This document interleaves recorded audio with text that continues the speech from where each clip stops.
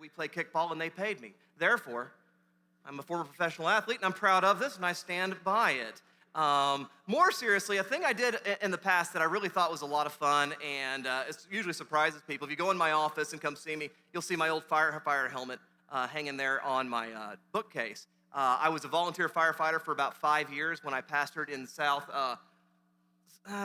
mostly just eastern Colorado, a little town called Stratton, a very, very, very small town, and it's a volunteer firefighter force, so before you think I'm more cool than I am, I'm really not. I probably was on that staff for about 5 years. I probably went on 50 calls, which is about 10 calls a year, so mostly I was a pastor, and occasionally I put on a costume and pretended to be a superhero. But it was a lot of fun when I did it, but I remember very, very clearly the first call I ever went on. So the way it worked out is the church that I was pastoring, a lot of the guys that were in the church were also members of the department, and I wanted to engage and sort of hang out with people, and I knew that as a pastor that when we do this kind of work, and most of what we did was less fires. It's rural Colorado where this is, so mostly it was working accidents on the stretch of interstate that went through this. People are going to be at their worst, and somebody who knew a little pastoral care, who knew how to speak a little Jesus into a situation might be helpful, might be useful, and I thought it might be a thing that God could use me to do, and so the guys kind of talked me into it, and also kind of sounded like fun, and the coolest people are firefighters, right? So I'm like, yeah, sign me up, let's do this. So I went to a little bit of training, I learned a little bit of CPR, I learned how to sew up a whip stitch, so by the way, if you get injured, I've got you. And as I was doing this, though, I got assigned a little pager, and eventually we had walkie-talkies, and the pager would go off, and it would blow a tone, and it would tell us that we need to go to the station, and we'd go do something. The very first call I went on was a grass fire. Really a field fire. This wheat field had caught on fire, and it was a high wind day. Some power lines had blown down, and that's what caught the wheat on fire, and we were going to go out there, and we were going to go put it out. Now, here's the thing. This is the very first call I've ever been on, so I'm putting on clothes that don't fit.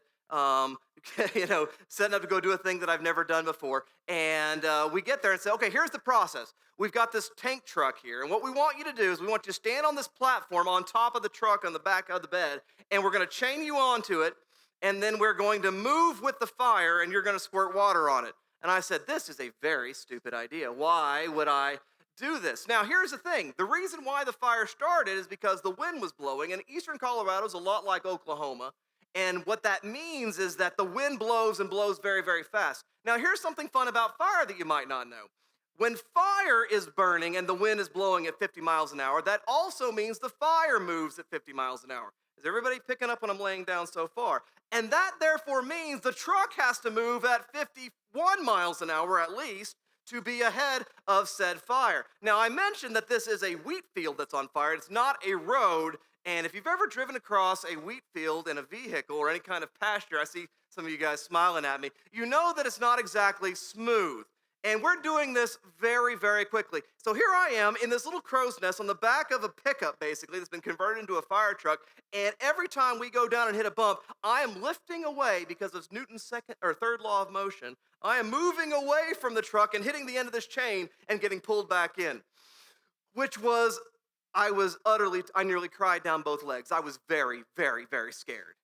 Okay, this was a very, very bad time. But anyway, we got ahead, we slowed it down. We did not put out the fire. What ended up happening was we slowed down the fire enough that the farmer who wanted to protect his house even more than we did got ahead of us with a tractor and a disc and basically disced up all the wheat ahead of us so the fire had nothing to eat and it burned itself out, which was great. Now, at the end of that event, firefighters, people are appreciative. And this particular farmer that owned this place was also very, very appreciative. And so what he did is he invited us all back to his place, and they had a bunch of canned goods and stuff that were stored, and they made biscuits and gravy and chicken fried steak, and we ate it on the wraparound porch while we watched the sun go down and the smoke blow off into the west. It was a very, very good day, and I would not have been there had I not volunteered, had I not gone and done a dangerous thing, had I not chained myself to a moving vehicle across a passage or moving at 50 miles an hour. If I hadn't done that stuff, if I hadn't taken the risk, I wouldn't have had that experience, and I wouldn't have had the eventual experience of that farmer coming to my church that next Sunday, finding Jesus the next week, and being baptized the next month. Because I was there in the place and I did the scary thing, because I took a risk, and there were dangers there, and I can tell you other stories. They're not all awesome, when you do this kind of work. And there are times when I was in some significant danger. We had a fire, the wind basically changed directions on top of me while we were putting out tires one day, and I had to go to the hospital for a little while.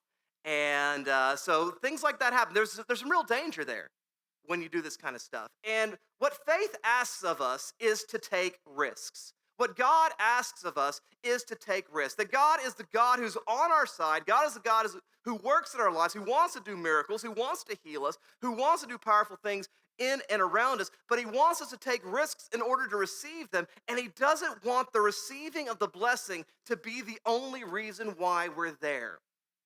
Because we believe something about him, because we know that it's going to do something that's going to require something of us, and finally, because we know that we want to find God more than anything, and not just the good times, not just the blessing, and sometimes it's scary, sometimes it's hard, sometimes it's a struggle, sometimes it's suffering. And so I want to turn your attention now to the story that we find in Matthew's Gospel. In Matthew's Gospel, chapter 9, starting in I think I wrote verse 20, but I don't remember what I said. I think I have a slide for that one for you all there. It says this here. There we go. Then suddenly, verse 19. And Jesus got up and followed him with the disciples. Then suddenly a woman who had been suffering from hemorrhages for 12 years came up behind him and touched the fringe of his cloak. For she said to herself, if I only touch his cloak, I will be made well. Jesus turned and seeing her said, take heart, daughter, your faith has made you well. And instantly the woman was made well. What a very, very cool story. So I want to explain a little context here. I also teach New Testament and some of the other Bible courses around here sometimes. And I'm temporarily sort of in charge of some of this stuff right now. And I want to talk about why we do that, because context really, really matters. And I've got here a little piece of wardrobe today. This is called a talit. Everybody say talit.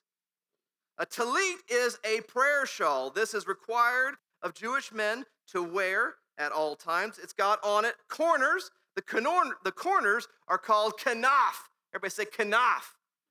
Kanaf. So you got a corner here, and on the corner, you've got this tassel, and the tassel's called a zitzit. Everybody say zitzit. The zitzit tassels have 5 knots in them. The 5 knots symbolize the 5 books of the law. That's Genesis, Exodus, Leviticus, Numbers, and Deuteronomy. And it symbolizes those books, and it's a commandment that we were given in the Old Testament to wear this. And so we would take this thing up, and we would wear it every day. It would be part of our wardrobe. When it came time to pray, we would put on our prayer closet, which is this, not a space in your house, right?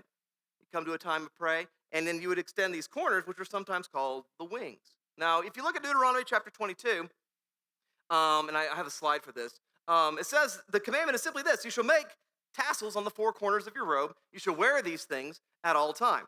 Okay, that's the requirement of this. And it was a way and a sign of the Jewishness of the membership of the people of God in the covenant of God by doing these various things. There's other stuff like not eating bacon and whatnot that are also part of those sort of cultural markers that marked this people at the time. And so that's what this is. This is a very, very Jewish thing to do. Now, if you look in, and I don't have this on your text here, but if you look in 1 Samuel chapter 24, there's this great story where David is running from King Saul. And King Saul is going to kill David, but David's already been anointed to be the next king. But Saul is the king right now, and so David doesn't want to usurp his leadership and his authority. And so there's a moment where they sneak up on Saul, and Saul has fallen asleep, and David could possibly kill him, and he doesn't. And it says in 1 Samuel 24 that he cuts off the corner of Saul's robe. The corner he cuts off is the kanaf. Okay, he cuts off that corner, and he says later on, I could have done this, but I didn't, which is a very, very Hebrew way of saying neener, neener, neener to somebody else. I could have done this, but I didn't. And it's also, by the way, because I was able to do this, you might be outside of God's plan in the way that you're acting and behaving. And it was supposed to scandalize the conscience of Saul so that maybe he would do something different with his life. Everybody tracking with me on how that all works? Now, so this is the thing. This is a part of the major Hebrew tradition throughout the Promised Land at this time. And then we have the time of exile after the Babylonians and all the others have taken everyone into captivity, and all these prophecies are being made about the Messiah in those clean parts of your Bible, the minor prophets, the parts with the no notes. And they're doing this stuff, and they're talking about this. And there's an interesting prophecy about the Messiah in Malachi chapter 4, verse 2. Malachi 4:2 says this, but to you who fear my name, the Son of Righteousness shall arise with healing in his wings. That's the kanaf, which are attached to the tzitzit. And so when this woman who's been suffering from a hemorrhage of blood for 12 years, that is a period that lasts. And so this woman knows that Jesus is the Messiah. She believes that about him. She knows the teachings of the Old Testament. She understands what God has said. And she knows this promise out of Malachi chapter 4, verse 2, that when the Son of Righteousness arrives, there is healing in his wings for those who fear him, for those who honor him, those who respect him, those who adore him, and for those who seek him out. Has everybody got me? And so when the woman says to herself in Matthew chapter 9, I will go and touch the hem of his garment, it is not some sort of strange belief that, hey, Jesus is extra magic and the radioactivity of his magic will actually extend itself into his wardrobe. And if I grab a hold of that, then somehow I will now have extra Holy Spirit juice to heal my infirmity. Does that make sense? It's because she knows a promise that God has made about the Messiah. She knows her Bible. She knows what God has said. And she knows that Jesus is who he says he is. And therefore, by believing that promise, she takes the risk of going out there. And it's a pretty major risk because it turns out the Old Testament law has got some commandments about menstruation. This is one of the, again, part of the clean part of your Bible in Leviticus that you don't read so much. But in this, when that happens, you're not even allowed to hang out in the camp that week. You got to bug out and go off, and any mess that's made has to be burned. There's pretty extensive stuff. This woman who's had this issue for 12 years, everybody knows in a small community like this. And for her to go in public and to violate the ceremonial cleanliness laws is to put her life at risk. She could be stoned to death for doing this. Is everybody tracking? But because she knows that Jesus is who he says he is, and she knows what God has promised, she says to herself, I believe Malachi 4:2, I will hold on to that promise. I will reach it. I will go out there because she fears God. Here's the thing. It's not that she's just going to get her healing. She's not going just to get this relief. Of course, that's part of it. She's going there because she wants to find Jesus. If the promise is not just for anybody who touches the magic robe gets again, that's magic, not Christianity. Okay? It's mysticism in that sense. Mysticism in sort of the occult sense that we're talking about there. It's not like that. It's not, and preachers who sell the hankies, that's not the thing that we're talking about when we're talking about this. What she says and what she understands in her heart by believing Malachi chapter 4 is that he is God of very God, that he is the one who's come to redeem people. He is the one who's come to set the world to rights. He is the one who is going to reveal what God is and who God is and what God is about. That's who this is, and I want to be up next to him. I fear him. I honor him. I adore him. I respect him. I want him in my life. And so she goes after him. And because she does so, Luke's gospel goes on to say that Jesus feels power go out from him and says, who touched me? And the disciples are like, you realize we were in a mosh pit, right, Jesus? How do you ask this question? This is not quite the way they say it. That's the King Cells version. And so he says, I know. And she's there publicly saying, yeah, I came out here in public. I violated the law. I did the thing I wasn't supposed to do. I did the dangerous thing because I know who you are, and I believe your promise, and I know what your word says about you. Does that make sense? It's a story of very, very risky faith. But it's not like risky, just willy-nilly kind of risky. God's for me. Who can be against me? I think I will jump off this building. It's a bad idea. God's for me. Who can be against me? I will go into this dangerous situation. God's for me. Who could be? It's not like that. It is God's for me. Who can be against me? I will go to the difficult place and do the difficult thing because I want to be where God is. And whatever the consequences or results happen to be, that's fine because at least I'm with him.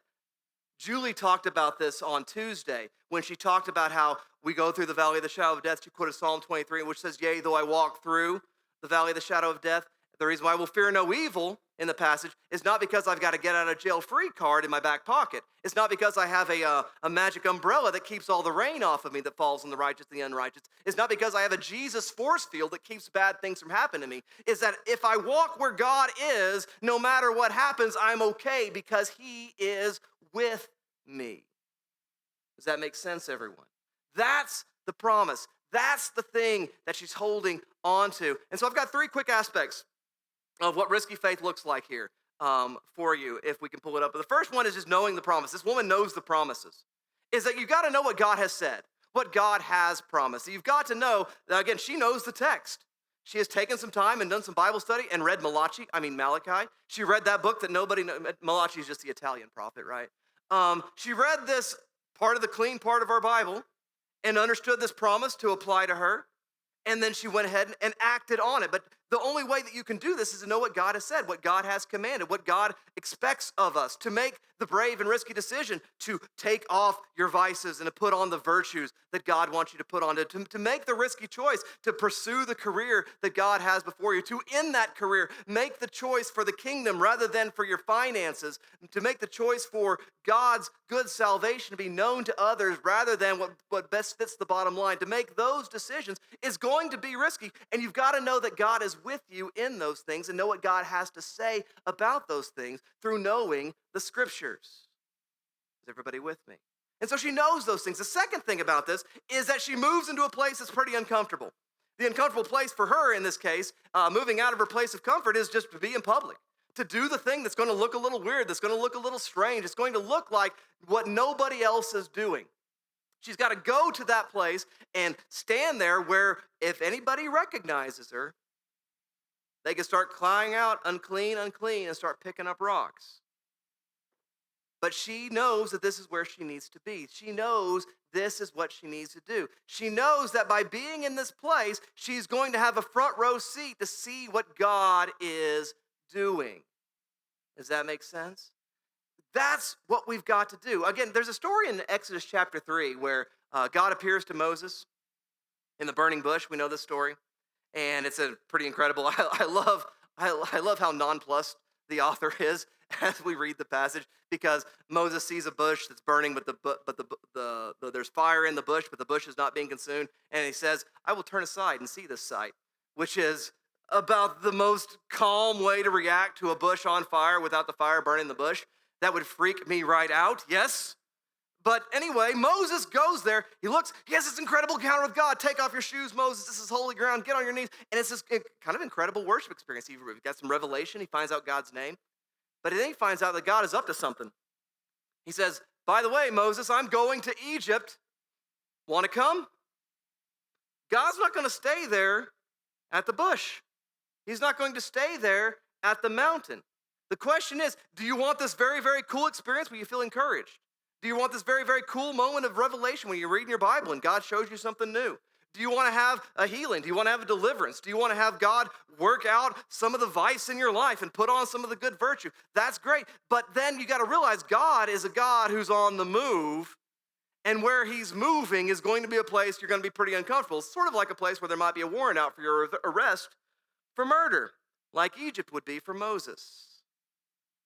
Does that make sense, everyone?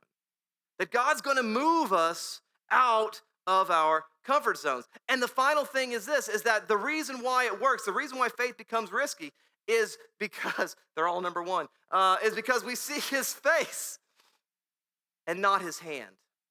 It's because the fear of the Lord is the first motivator.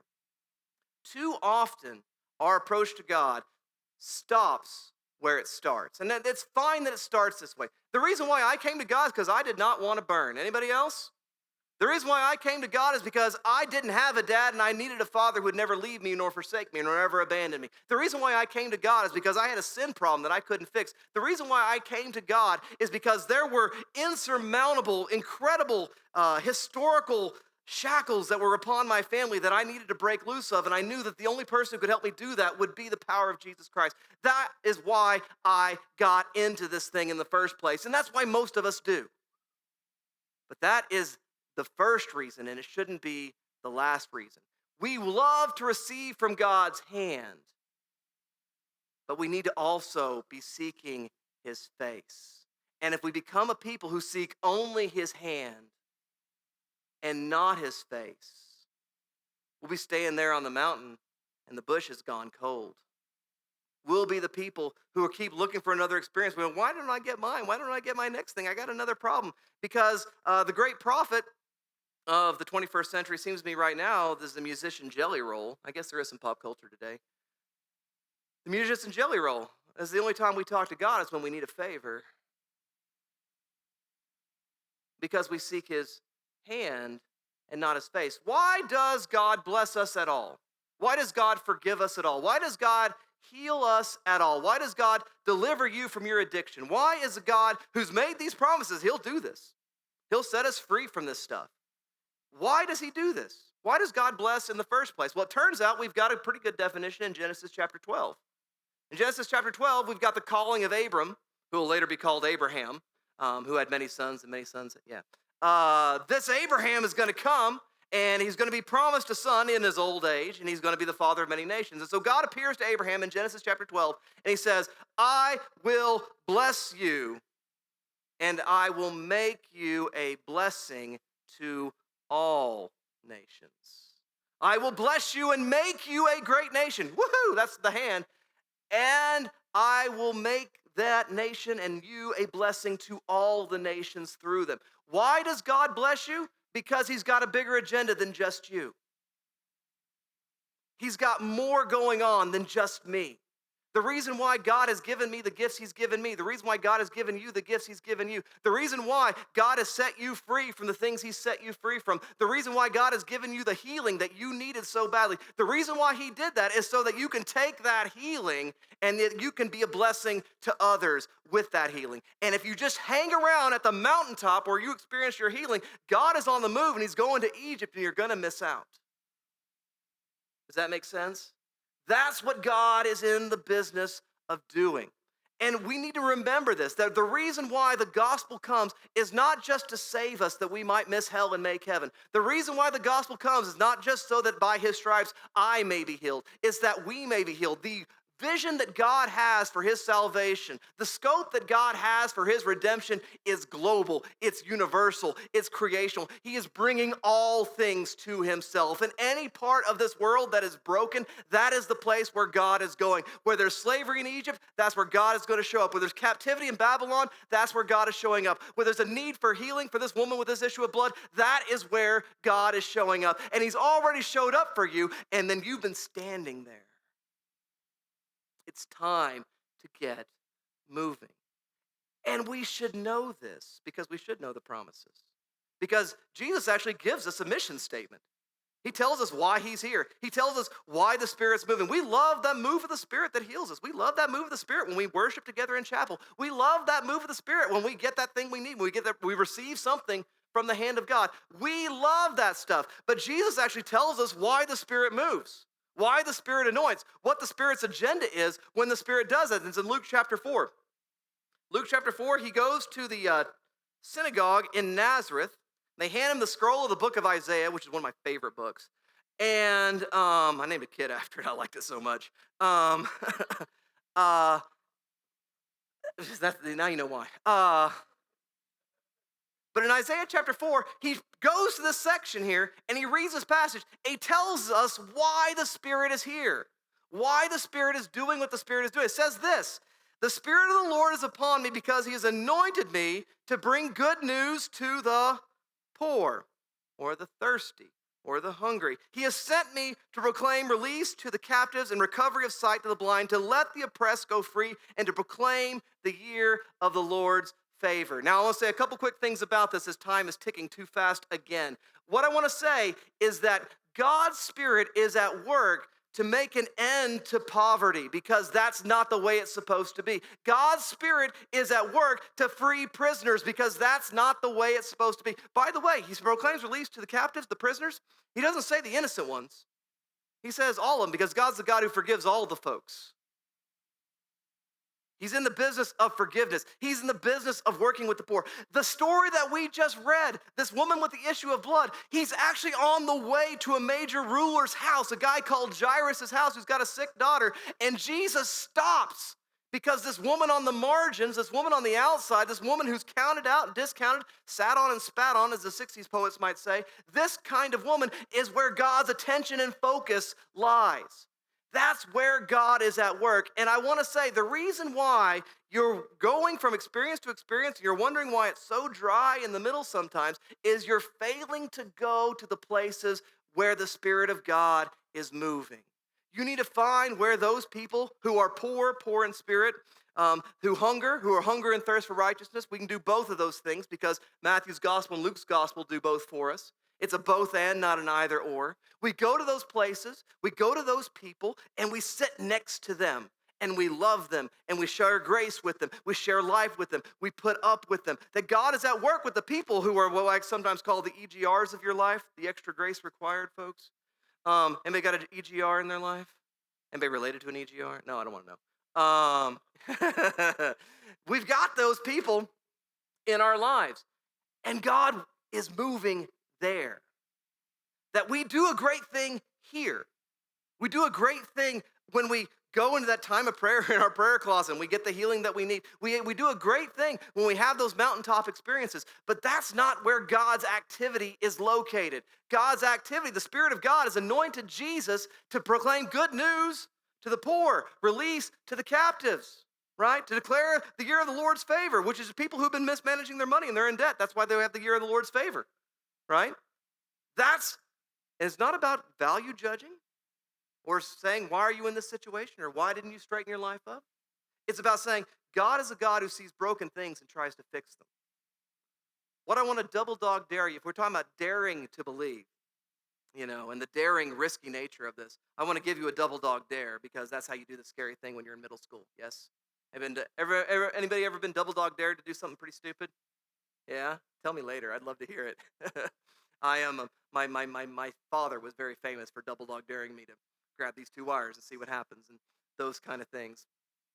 But I want to double dog dare you to grab a wire.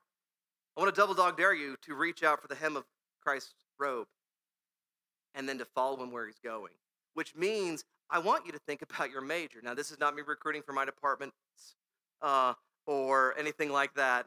What I want to say is this: God has a call in your life, and he's blessed you so that you can sow that blessing in somebody else's life. The reason why he's given you what he's given you, the reason why you've gotten what you've gotten so far, is so that you can take that and you can bless somebody else with that.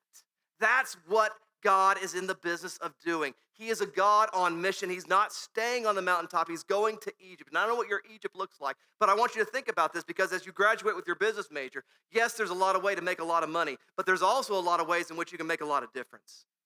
And that's the first part. That's the first priority. And there might be a little money that comes with it. That's fine. Some of you, God has called and gifted to speak and to teach because I've hung out with you in class and I've read some of your papers.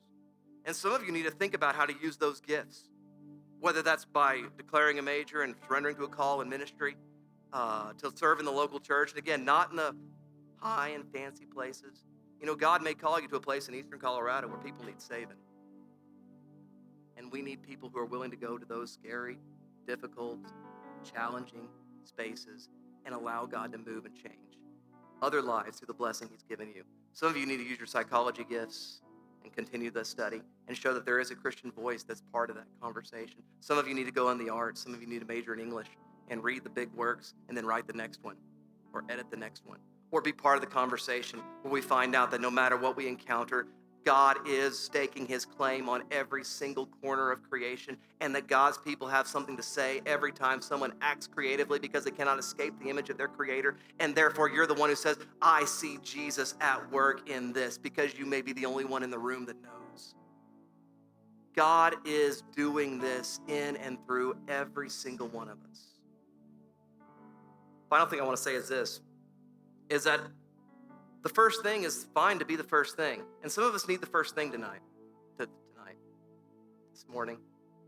Some of us need the first thing. Some of you are like, no, right now I need a little healing.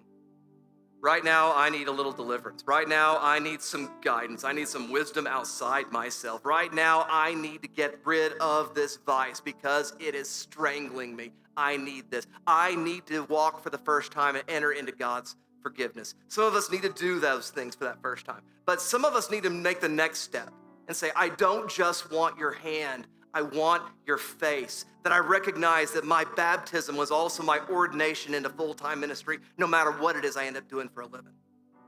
That's what I'm going to do, that my life is going to be a life of sowing those blessings that God has already sown into my life, into those around me. Does that make sense, gang? So, we're gonna sing. We got a song. I didn't plan. Do I look like a guy with a plan? That's what I want to say. I'm gonna ask you to stand to your feet.